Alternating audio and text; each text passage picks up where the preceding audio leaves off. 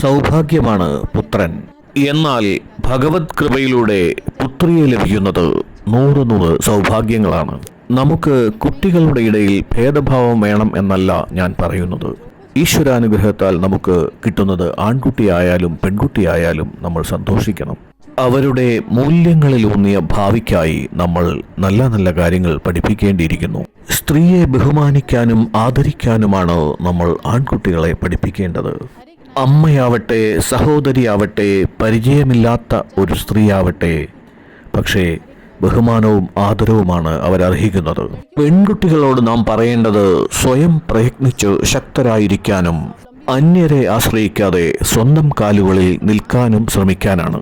ഇത്തരം ചെറിയ ചെറിയ കാര്യങ്ങൾ നമ്മൾ വീട്ടിൽ നിന്നേ പഠിപ്പിച്ചാൽ വരും തലമുറ ശ്രേഷ്ഠരായി വളരുകയും അവർക്ക് ഉജ്ജ്വലമായ ഭാവി ഉണ്ടാവുകയും ചെയ്യും.